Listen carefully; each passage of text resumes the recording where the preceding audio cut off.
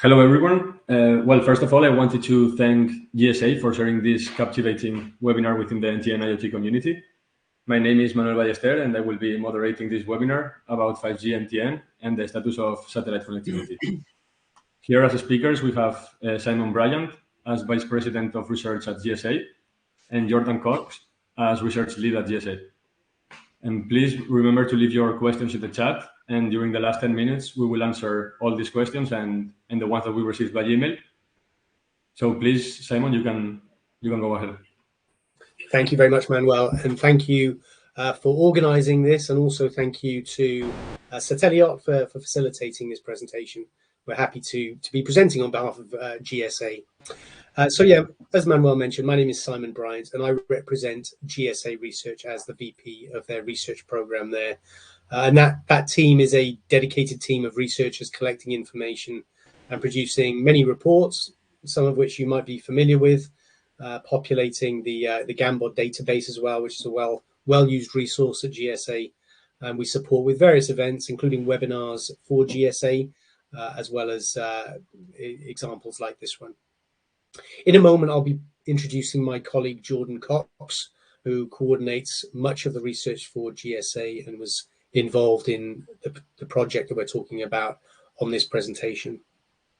If you flick on to the next slide, Jordan, a quick introduction to GSA. For those of you who don't know the organization, the GSA stands for the Global Mobile Suppliers Association, with a silent M on the mobile. We've been representing the global mobile ecosystem since 1998. We're made up of 9 major industry executive companies, which are mentioned on the slide. And we produce extensive research and statistics into many topics related to 3GPP related areas, across devices, across chipsets, across networks and operators, and across spectrum and auctions. We have free and member reports, which dive into many different areas, tracking the global development of these segments. We also have the Gambod database, which I referred to earlier, which is an online interactive database tool which allows users to explore a huge wealth of information that's been populated over almost a decade now.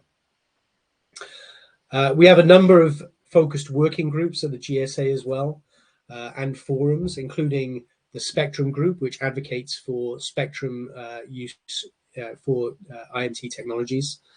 We also have a fixed wireless access group, a private mobile networks group, and a standards group as well. We have 90 associates subscribing to GSA data, which includes OEMs, regulators, analysts, and operators. So that's GSA. A bit of background to the research that we're talking about in this presentation. The presentation is based on a report which is relatively new to the GSA. We publish around 90 reports every year. This particular report is the first time we've published it. It was published in May, and all of the information within the report and within the presentation that we're sharing with you today is relevant to the end of April 2023. It draws on public information collected by the GSA research team, focusing on the number of announced mobile network operator and satellite vendor partnerships. It looks at the use cases for satellite. It looks at the status of the relationships between companies.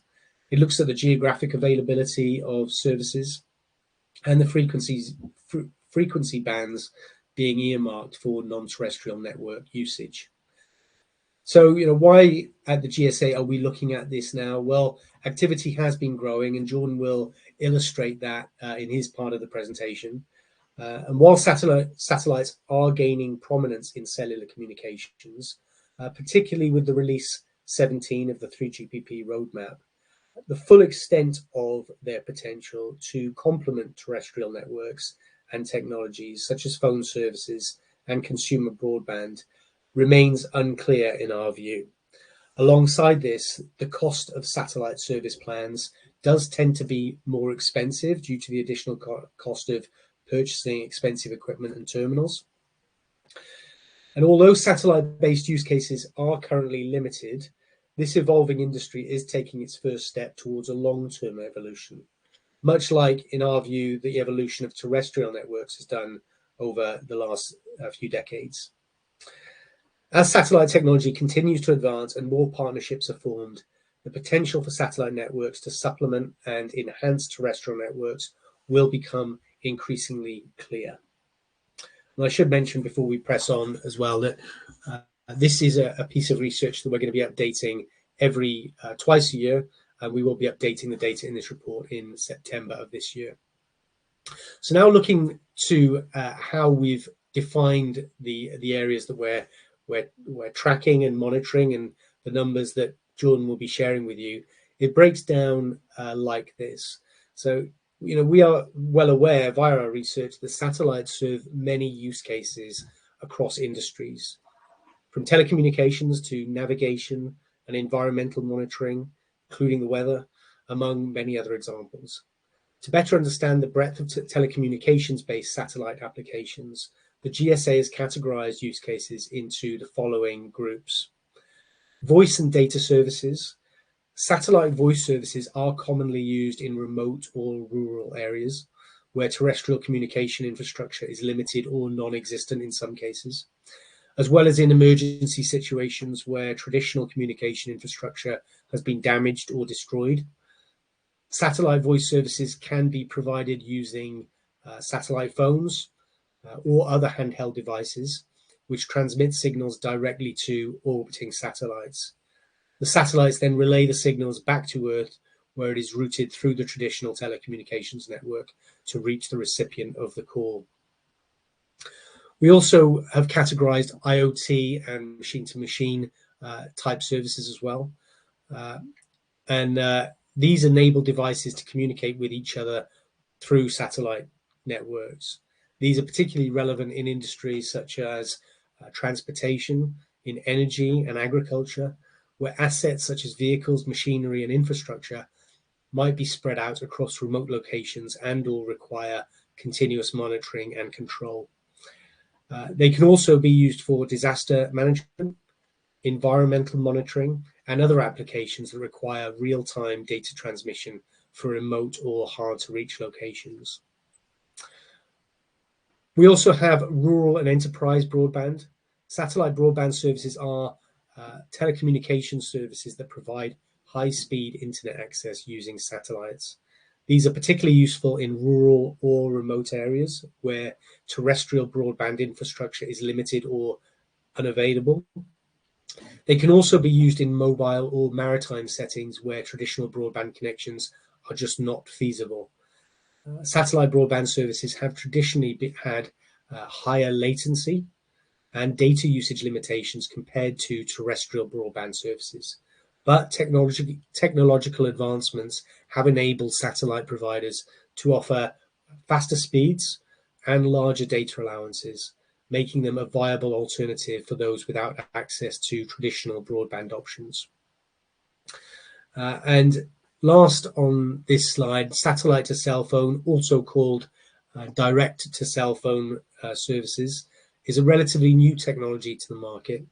And what we see as direct cell phone satellite services is a telecommunication service that provides a direct connection between a LEO satellite constellation and an unmodified mobile phone using existing operator-owned terrestrial spectrum and equipment. Use cases will begin with emergency messaging and low data rate two-way messaging, but this could grow to broadband services once the new LEO constellations are fully developed. From a user perspective, this means that smartphones are able to connect directly to satellites in locations where it would have been previously impossible, ensuring ubiquitous coverage or connecting the unconnected in previously undeserved regions and geographies. Before I hand over to Jordan, I do want to give a quick mention of other satellite services that we're not spending much time on in this presentation. We also have satellite mobile backhaul, which provides connectivity between mobile cell towers and the core network using satellites. And there are many other types of satellite services that fall beyond telecommunication services, such as satellite TV services, navigation systems, imagery systems, weather monitoring systems, and much more. but we won't be dwelling on the numbers for those in this presentation. On that note, I'd like to hand over to Jordan, who's going to present some of the activity we see in the market and some associated trends. Over to you, Jordan. Thank you very much, Simon, and good afternoon, everybody. Thank you for joining us today. So now I'll start off by diving straight into our first figures around rural and enterprise broadband, which, as you can see from the chart, is already becoming widely adopted across the globe. However, it is also clear that the process of launching is still very much in its infancy. And by the end of April 2023, the GSA had identified 27 countries and territories that are either planning, testing, or have already launched services. And of those 27 countries, 20 currently have partnerships planning services, such as Granite Wireless partnering with Viasat in the United States, Vodafone partnering with AST Space Mobile in Spain, and Shaw partnering with OneWeb in the Falklands Islands. Now, alongside this, a further 4 countries have partnerships currently evaluating, testing, or trialling services, such as Airtel partnering with OneWeb in South Africa. And so far, however, and as mentioned previously, and also showing the slow progress in commercializing the service, only 3 countries have seen partnerships launch services, these being Japan, Papua New Guinea, and the United Arab Emirates. Overall, and as can be seen from the chart, rural and enterprise broadband is already becoming a popular choice in the Americas and Africa, which have very large rural and unconnected areas. Very large populations, and particularly in Africa and Latin America, have historically struggled to connect large portions of their populations due to factors such as geography and cost. The promise of connecting these portions of the population through satellite, rural and enterprise broadband is likely a strong reason for the fast uptake in these regions. Now, looking more deeply at the partnerships surrounding the rural and enterprise broadband service, which again is showing a growing adoption, but is still very much in the early stages of launching globally, the GSA has found 32 operator partnerships globally, of which 24 have planned services, such as Star Group partnering with Hughes in Mexico, and Digicel Tonga partnering with SES, to name a few more. 5 operators are currently evaluating, testing and trialling services, and just 3 operators have launched rural and enterprise broadband services, these being KDDI and Starlink in Japan, Telecom and Pacific in Papua New Guinea, and Etisalat and Eutelsat in the United Arab Emirates, as mentioned previously. Now, for satellite to cell phone, and as a hot topic currently, satellite to cell phone or direct to cell phone is drawing a lot of attention as a technology, largely due to its capability of connecting the most remote and rural areas which have long struggled with terrestrial networks to bridge the connection divide. These areas make up a large proportion of the world's population, as well as the vast majority of currently unconnected or unserved areas.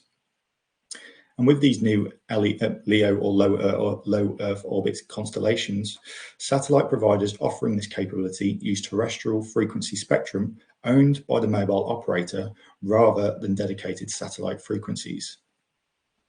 And as of April 2023, the GSA had found that 10 countries and territories are either planning or testing services.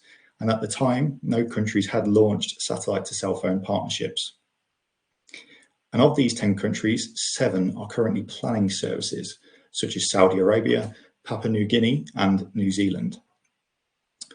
3 countries are currently testing or trialling the technology, these being the United States, Japan, and Ghana. Of course, the process of introducing commercial direct to cell phone services is not a short one. And as many more smartphone manufacturers such as Apple with the iPhone 14 series, whose satellite services is currently available in the United States and Canada, and will soon be rolled out to France, Germany and the UK alongside Samsung, the world's largest smartphone manufacturer, also announcing its new devices will be satellite compatible. We can expect to see more operator partnerships develop over the coming months and years. And again, as of April 2023, the GSA had identified 16 partnerships that are currently either planning or testing services. And of these 16 partnerships, 13 are planning services, such as Vodafone Ghana partnering with Link, One New Zealand partnering with Starlink, and STC partnering with AST Space Mobile in Saudi Arabia. Currently, 3 partnerships are testing the technology, all of which have partnered with AST Space Mobile, these being KDDI in Japan, AT&T Mobility in the United States, and again, Vodafone Ghana, which has secured multiple partnerships. And much like direct-to-cell phone, the Internet of Things and machine-to-machine services are still very much in their infancy.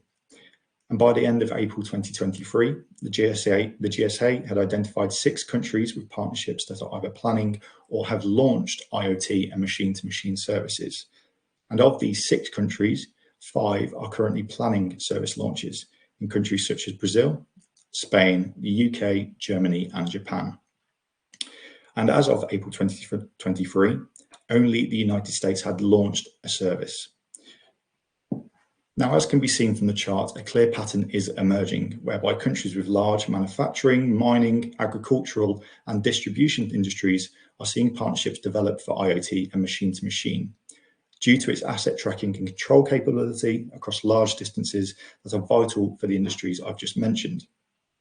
The potential for low latency and highly reliable networks for asset tracking will likely see other countries with strong manufacturing, mining, and distribution industries, among others, see partnerships develop in the very near future. Now, looking more deeply at IoT and machine-to-machine partnerships, and much like the number of countries, the number of partnerships offering IoT and machine-to-machine services is also currently very low. And as of April 2023, in total, 7 partnerships have either launched or are planning service launches. And of these 7 partnerships, 6 are currently evaluating, testing, trialing services, such as TIM Brazil, partnering with AST Space Mobile, Telefonica and Satellite in Spain, and notably Vodafone and BT partnering with Inmarsat and SES respectively, both in the UK. And as stated previously, only the United States had a launch service as of April 2023, with AT&T Mobility partnering with Globecom all the way back in April of 2016 to offer a global solution for asset tracking capabilities. Now, of these 7 partnerships tracked by the GSA, 5 have been announced across 2022 and 2023, showing that the rate of IoT and machine-to-machine partnerships being developed looks set to accelerate over the coming years, and we can likely expect to see much more announced in the coming months and years. Now, looking at the satellite providers themselves, numerous of which from across the globe are partnering with mobile network operators for the use of their satellite constellations. In total, the GSA has found 15 satellite providers that have publicly announced partnerships with mobile network operators. Currently, SES, a satellite provider based in Luxembourg, has announced the highest number of partnerships with 9, partnering with mobile network operators such as Claro Brazil, BT in the UK, and NTT Docomo in Japan. OneWeb, a satellite provider based in the UK, and AST Space Mobile, based in Texas, have developed 8 and 7 partnerships respectively, with operators such as Zain Saudi Arabia, Vodafone Spain, and Vodafone Ghana. There are also other smaller providers such as Hellasat in Greece, Pacific in Singapore, and Satellite in Spain, who have developed 1 publicly announced partnership each. Now finally, we will look more closely at the satellite providers, and in particular, which countries are best positioned to offer the use cases and satellite services mentioned previously, based on the number of satellite providers located in each respective country. The GSA has found that in total, 10 countries currently have satellite providers with constellations capable of offering rural and enterprise broadband, direct-to-cell phone, and Internet of Things and machine-to-machine services. Of these countries, the United States, with its well-established space and satellite industries, has the greatest number with 11, with providers such as AST Space Mobile, Link, and Starlink all located in the country. Both the United Kingdom and China have 4 providers each, such as Inmarsat, OneWeb, and Galaxy Space.